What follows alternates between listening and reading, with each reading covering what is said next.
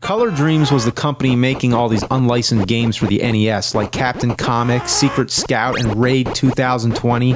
Maybe I'll review that in the year 2020.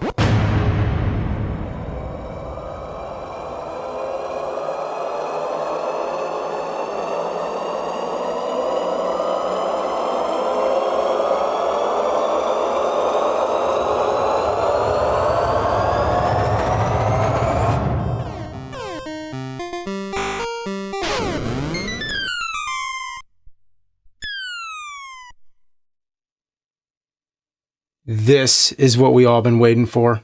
It's gonna take you back to the past to play the games that suck. You'd rather have a buffalo taking diarrhea and dump in his ear. You'd rather eat the rotten of a roadkill skunk and down it with beer. He's the angriest gamer you've ever heard. He's the angry Nintendo nerd. He's the angry Atari Sega nerd. He's the angry video game nerd.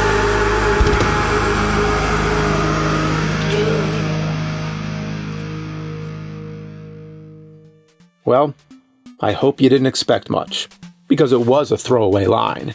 You know, the year 2020, I'll be reviewing Raid 2020. I wish I didn't say that. It was like up a drainage pipe. It all comes back to you. I mean, I figured that's a long time. I mean, who knows if I'll even still be alive or the Earth would even exist anymore, but here we are. So what am I going to do? Bail out? I mean, I could. It was just a hypothetical quote. It wasn't legally signed and notarized. I said maybe I'll review it. Like maybe if I do, we can all shut the up about it. It was one of those unlicensed baby blue cartridges made by Color Dreams, which I already talked about, or I think I talked about it. Did I? Oh, really? I'm asking, did I? Because it was a long time ago. I can't remember now. So, what the hell? Good stories are worth retelling. Basically, Color Dreams was making unlicensed NES games, much to the ire of Nintendo, and Nintendo decided if they weren't making money off of these pieces of then nobody else should. Executives from Nintendo then contacted all retailers who were selling Color Dreams games and demanded they stop or their supply of real NES games would be cut off. Yeah, imagine a game store that didn't have any Mario game, but it had Castle of Deceit and Deathbots and Menace Beach and all that. And back then, retailers couldn't afford to be cut off by Nintendo, so they just had to say, hey, sorry Color Dreams, you're gonna have to off. And then Color Dreams, without anywhere to sell their games, thought, what would Jesus do? Yeah, so Color Dreams rebranded to Wisdom Tree, or more like stupid piece of tree, and sold their games in Christian bookstores, which weren't selling video games to begin with. They were selling Christian books. On top of this, they figured Nintendo wouldn't go after Christian bookstores or else they'd suffer the wrath of God. Because if there's one person Nintendo knew they couldn't tangle with, it was Jesus Christ. And as you know, they switched over to making Bible games. And even before that, they already had the market cornered with unlicensed mediocre garbage that Nintendo wanted nothing to do with. And that's how we have Raid 2020. Honestly, the cyberpunk cover art looks pretty cool with that Blade Runner vibe. Blade Runner took place in 2019. So was Raid 2020 trying to be a bootleg sequel or something? Probably not, since the working title of the game was Drug Tsar. Drug Tsar. Drug Tsar. Well, on with the game. Let's play Drug Tsar 2020. Now that's a title screen. You got an Uzi machine gun and a bottle of moose pills or something, and I think those are lines of cocaine? I like this here. Winners fight drugs. Like it's not enough to say no to drugs. That's in the year 2020, if you want to be a winner, you gotta actually fight drugs. Yeah, that's one hell of a thought. Could you imagine fighting drugs, literally? Just getting a big sack of drugs and just punching the out of it Rocky Balboa style? Yeah, speed bag with actual speed. Speed! Speed! Speed! Alright, I'm going to start this filth up again for you. But first, let's take in this moment. I'm playing Raid 2020 in the year 2020. AD 2020, a plague of... By the way, I had to do a freeze frame here because it flashes by so quickly you'll never have time to read it. Narcotics transcending the bounds of race, economy, and time have put a stranglehold on America. Wait, what the transcending time? The drugs are transcending time? What, like they're coming from the future? You're going into the future to get the drugs? Or the people from the future are traveling back to sell them? I mean, I don't know what, but if you had the capability of time travel, you got to be really doped up if the first thought on your mind is getting more drugs. So you play as a drug enforcement guy or detective or private whatever, but he looks more shady than any of the enemies you gun down. He's like a criminal from a cartoon. He looks like the dude on the neighborhood watch sign, and his name is Shadow. Ooh, Shadow. My first major complaint is that the B and A buttons are switched, with B for jump and A for attack, but I'm beginning to think that's actually more common now, meaning actual good games are less standard than this mountain of turkey turds. Now speaking of turds, it's not that common when a game that actually has in it. The birds fire feces all over the place, and what's really great, the thing I absolutely love, is that you can shoot the I never played this game in any year other than 2020, but I couldn't imagine this in the 80s, going into school and telling my friends I was just playing this Nintendo game where I shot up a bunch of mutant bird turds. But the real funny thing, and what this game might be alluding to, is that there actually was a sport in the 60s and 70s, mostly in Eastern Europe and South Africa, which was actually shooting bird turds, because it was like a high-level skill. It was one thing to shoot a bird, but to time it right when the turds are dropping from its foul. Actually, nobody does that. I'm just kidding. Okay, where was I? Oh, the game. The objective is simple. You kill drug dealers. Tons of them, all kinds. Some are tall, some are short, some are sad, some are glad, and some are very, very bad. Why are they sad and glad and bad? I do not know. Go ask your dad. You even have cyborg drug dealers. Now, I'm willing to accept the idea of fighting drug-dealing cyborgs, but what's with the birds, bats, and bugs? Is nature attacking too? Just for the hell of it? Are the animals all high on drugs? Is that what's going on here? Are the birds bad guys? Is that why they're wearing eye masks like the Hamburglar? And there's poop splattered on the floor, and if you step on them, you're dead instantly. And yeah, I looked them up in the instruction manual, and that's what they're called. Poop splattered. Yeah, now you're not going to trust anything I say, but if you believe one thing, it's that this game is garbage. It's packed to the most dense capacity, revolting controls, putrid graphics, vomitous audio, baffling glitches, made from the imagination of a stink bug, and above all, it's repetitive. You just gun down everything in sight for hours and hours. Man, this guy has such a high body count. He's a flat-out serial killer. I mean, I know he's a cop taking down bad guys, but what was the crime again? Drugs? Well, I mean, I get the game is anti-drugs, and sure, drugs are bad, but what's the punishment? Murder? It's basically a crap version of the arcade game Narc, where you shoot the out of drug dealers. Well, Narc was already made into a crappy NES game, so this game is a version of the version of Narc. For a game about going on a shooting spree, your gun is almost useless. Your bullet disappears if you fire another one too soon, so you can't hit the button rapidly, or else your bullets won't go anywhere. It's kind of like taking a on an escalator. You watch that log of dookie go up, up, up, up until it's gone, and then it just comes back again with a whole new... And it's not like that at all. Sorry. Every now and then you go through a door and slip into this alternate side level where you have to hop across what looks like these wooden support beams for piers. You wouldn't think these things would be such a nuisance, but try jumping across them and you get that choppy perception, that special slippery feeling you get when playing garbage bin NES games. And where the hell am I supposed to be anyway? Looks like the training stage from Karate Kid. Oh look, there he is! Oh! Back to the main part of the stage, moving around sucks. You think pressing up or down would make you go up or down, but instead you move diagonally. They had to get fancy with it. I think a 3D perspective was a little too ambitious for a game that can't even get B and A right. Sometimes I'll try to go in a door and accidentally step on a mine, and other times I'll want to get away from a door and get stuck going in and out. It requires a level of precision this game doesn't deserve. The whacked out perspective only gets when you get the jetpack, which can only be found in the left door. Don't even try to enter the right door. All it does is send you to the left door without the jetpack on. Please, tell me if that makes any sense, because I feel like I'm losing my mind here.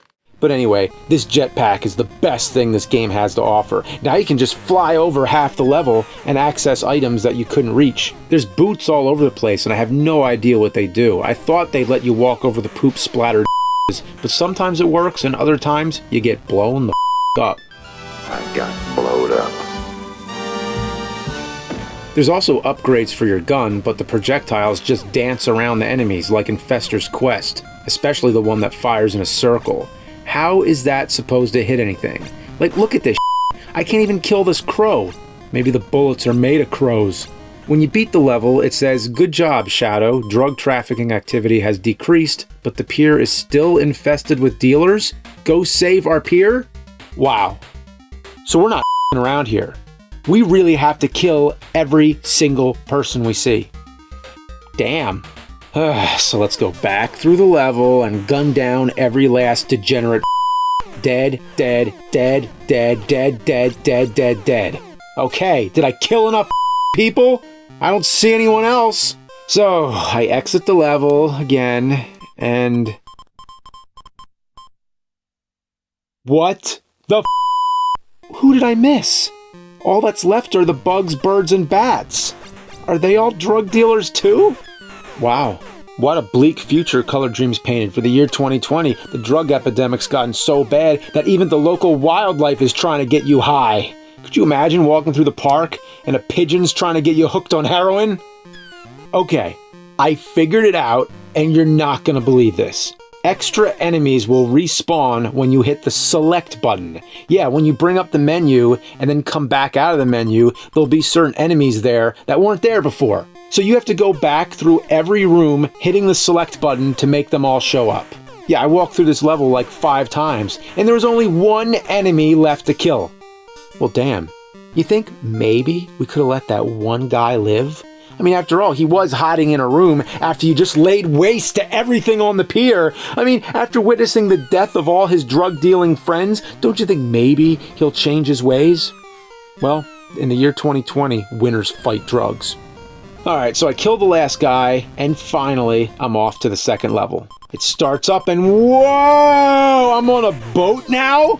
Well, at least the game has some variety. There's a tiny helicopter face me. I'm stuck in between an alligator with whiskers and a coked up killer whale. This is quite a scene. It's drug-fueled madness where you can't touch anything. Rocks kill you in one hit, turrets shoot in every direction, helicopters slam into you, orcas are swimming everywhere, and of course, logs of shabby-looking chocolate bars that fell in the toilet next to a log of. You can upgrade your weapon here, but now you move at half the speed, so you're not doing much to help yourself, like blowing your nose into a tissue that you just used to wipe your. You just gotta destroy all the helicopters, and now we're ready to move on to level 3. You know, so far, for a game that takes place in the year 2020, it seems fairly accurate. I mean, there's no flying cars or futuristic just piers, boats, seagulls that attack, exaggerated but still set in a normal world. So, unlike Street Fighter 2010, I think Color Dreams actually got the time period correct. Oh boy! Holy it's the space city of Technopolis, populated with robots, flying saucers, blue worms, electric snowballs, guys with faces impaled with bazookas. Yeah, that's the style in 2020. And you can turn into a spaceship shooting sonic booms or a motorcycle. Now, this is the future I was expecting. Then you get a message saying to destroy the drug satellite, and then, wait, drug satellite? Drug satellite! Wow. Now my mind's blown. They're actually broadcasting the drugs via satellite. Oh, well, it is the year 2020. I mean, maybe now they're actually doing that. I mean, that's how I feel playing this. Like I'm going insane. Whoa, what now? The game turned into Action 52. Oh my God. I don't even know what's going on. I'm just mashing buttons hoping I'm hitting.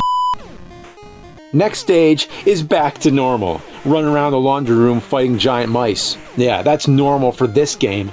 Sadly though, I died and ran out of continues. I'm sorry, but I'm not playing that boat level or getting gangbanged by the drug satellite and its blue balls another 50 times, so I'm gonna use a level skip code. And this code You're not going to believe how you do it. I mean, seriously, you are going to think I am making it up, but I promise you, for real, this is actually how you do the code. You need to plug in the second controller. Why you have to plug in the second controller to enter a code for a one-player game is beyond me. So on controller 1, you hold up and A, and on controller 2, you hold up. Have fun with that. Then you let go on the first controller and hit the B button, and then hold B to hit select. Keeping in mind, you don't just hold B, it's a tap and a hold. I guess they figured they f***ed up the game so bad, they might as well make the code something so secret that no one will ever guess how it's done. Well, I would have never guessed that. So mission accomplished. And that's not all. You have to do it during gameplay, not at the title screen, not while paused. It's the only code I know of that's this complicated and that you also have to do while fending off enemies. Imagine if you're trying to do the Contra code, but you had to plug in an NES 4 score and 4 controllers. On controller 1, you hit up, up. On controller 2, down, down. On controller 3, left, right, left, right. And on controller 4, hit B, A, start. What was Color Dreams thinking? I bet nuclear launch codes aren't as complicated as this. So back to the show. I'm getting shot at from all angles. There's robots, turrets, and mines all over the place. The goal is to destroy the villain Pitbull's computers, and it's one of those where the do you go kind of stages.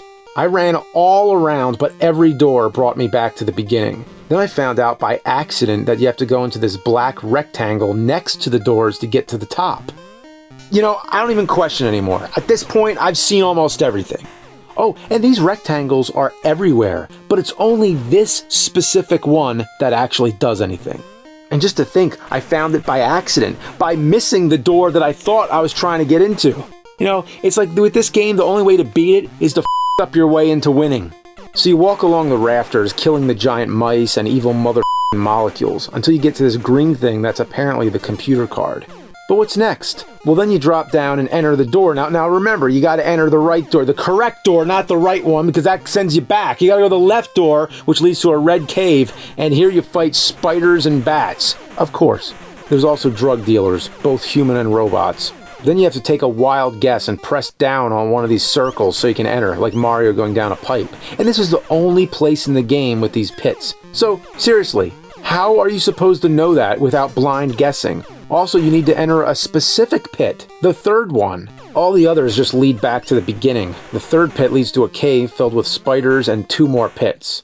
Luckily, this time I got the correct one on my first try. This leads you to a room with a dealer and 3 possible ways out. The sides just lead back out again, but the pit leads you to an identical room. You go in the pit again, and you find the room with the key. To get the key, you need to kill this giant ant. If you don't have the gun upgrade, this thing is a pain. You have to run past it, and then stand on the drug dealer's head and jump up and down to shoot the ant. How up on drugs is this dealer to let a cop jump on his head repeatedly? Just imagine this scene. A cop jumping off a drug dealer's head to shoot a giant ant. And this game is anti-drugs? Well, the developers had to be on something. So when you kill the ant, make sure you don't kill the dealer until you get the key. Otherwise, you can't make the jump and have to do the caves again. After getting the key, you just walk back to this door and enter Pitbull's lair. So here we go, the final confrontation. He's a green guy dressed like Michael Jackson in Thriller, I guess. He has absolutely no recognizable pattern. He just walks up swinging drumsticks and f***s you to death while constantly farting. Yeah, I mean, listen to it. Listen. It's a fart. Yeah, I mean, you could probably get high off his farts. His farts are basically like the ghosts of the drugs he's taken. It's worse than the drug satellite, and I can't believe I just made that sentence. You have to keep firing at him and hope it hits. This fight alone, with all the times I died, took almost as long to beat as the entire game. But with a lot of luck and a lack of anything else better to do, I was able to beat Pitbull and destroy his command center. Thank Congratulations, Shadow. You have overcome treacherous obstacles and destroyed Pitbull's evil drug empire. Your success will carry us into new height in our fight against drugs. Remember, winners need no drugs. And with that, it's over. I hope Wong and Burke are happy with themselves. At least the game was trying to push a positive message to keep kids away from drugs, but if anything, it probably made people want to do drugs. It would have helped if the game was actually any good. You know, like Mario 3. Imagine if Mario 3 had an anti-drug message. That might have worked. But with this, I feel like I need something, like maybe some Tylenol at least. Well, anyway, I'm glad that Raid 2020 is finally done and over with now. I mean, it became sort of like an inside joke. Inside where exactly, you know. But there exist more games out there with future dates that my future self might have to deal with. Maybe I'll play Phantom 2040 in the year 2040, or Rush 2049 in the year 2049. Then it's only a couple decades until Cyberball 2070, and if the new game Cyberpunk 2077 sucks, I can play that in 2077. But then, in all honesty, I might have the perfect excuse not to because I'll be 97 or dead. But then, in 2084, after my body is replaced by a T-800 endoskeleton with human skin, I can review Robotron 2084, or Robot Ron if you prefer. In 2142, I'll upload my consciousness into the cloud, transcending physical existence and becoming everything and nothing so I can review Battlefield 2142. I'm glad that one's not for a while. In the year 3000, I'll play SimCity 3000 for the remaining humans after my self-aware mechanical herd of nerds wipes out the majority of the human population. Then, the machines will make a time displacement device and send me back to the years I wasn't reviewing games and review those also. I'll play every Madden in the year they came out, Madden 94, Madden 95, Madden 96, and once I get through all the Madden games, I'll go back to the year 64 and do Mario 64, Pilot Wings 64, and all the N64 games with 64 in the title. And then, just in case you thought it was 1964, I'll go to the year 1964 and do them all over again. Speaking of which, no one will know the difference because they've never seen a video game. In fact, they'd be so impressed with it, it would be like some kind of technological miracle. Who is this weird robot guy who came from the future and brought electronic video TV games? Then I decide, well, maybe I should have started them with Atari 2600 because that would be simpler rather than making somebody play a 3D game who's never seen or heard of a video game. But then I figure, well, why not go to the year 2600 to play Atari 2600 and then to the year 7800 for Atari 7800? And wow, that's a long time from now, and I don't even think video games exist anymore. Or the complete opposite, I'd play Atari Jaguar in the year Jaguar because now Apple's naming all of them, and because numbers actually ran out by now, and you know, everything else is going on, poopity turd and sauce, and you know, what were they thinking?